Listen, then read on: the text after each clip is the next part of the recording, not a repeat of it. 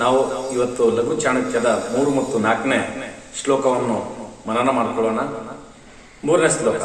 ಪಟಕ ಪಾಠಕಾಶ್ಚೈವ ಮೇ ಚಾನ್ಯೆ ಶಾಸ್ತ್ರ ಚಿಂತಕ ಸರ್ವೇ ವ್ಯಸನೀನೋ ಮೂರ್ಖಾಯು ಕ್ರಿಯಾವಾನ್ಸಿ ಪಂಡಿತ. ಅರ್ಥ ತಾತ್ಪರ್ಯ ಇಷ್ಟೇ ಸ್ನೇಹಿತರೆ.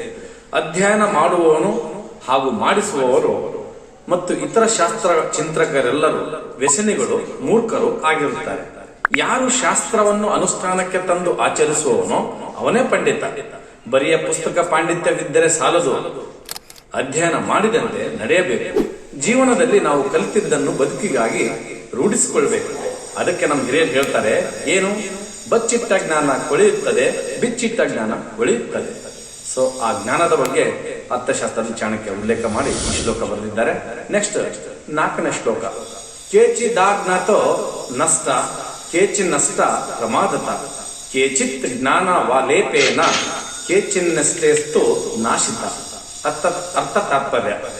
ಕೆಲವರು ಅಜ್ಞಾನದಿಂದ ನಾಶವಾಗುತ್ತಾರೆ, ಕೆಲವರು ಪ್ರಮಾದದಿಂದ ನಾಶವಾಗುತ್ತಾರೆ, ಕೆಲವರು ತೋರಿಕೆಯ ಜ್ಞಾನದಿಂದ ನಾಶವಾಗುತ್ತಾರೆ, ಕೆಲವರು ನಾಶವಾದವರಿಂದ ನಾಶವಾಗುತ್ತಾರೆ.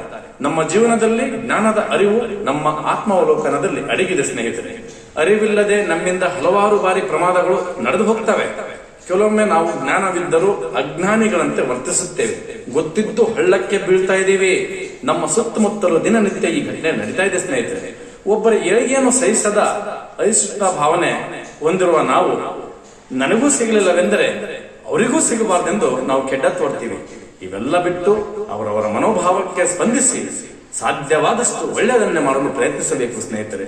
ಬೆಳಕು ನೀಡುವ ಸೂರ್ಯ ಚಂದ್ರರಂತೆ ಸಮಾಜದಲ್ಲಿ ಸುಜ್ಞಾನ ಮತ್ತು ವಿಜ್ಞಾನದಲ್ಲಿ ನಮ್ಮ ಅಜ್ಞಾನವನ್ನು ತೊಳೆದು ಜ್ಞಾನದ ದೀಪವನ್ನು ಪ್ರಜ್ವಲಿಸಬೇಕು. ಧನ್ಯವಾದಗಳು ಸ್ನೇಹಿತರೆ. ಮತ್ತಷ್ಟು ಮಾಹಿತಿಗಳೊಂದಿಗೆ ಸೇರೋಣ. ನಮಸ್ಕಾರ.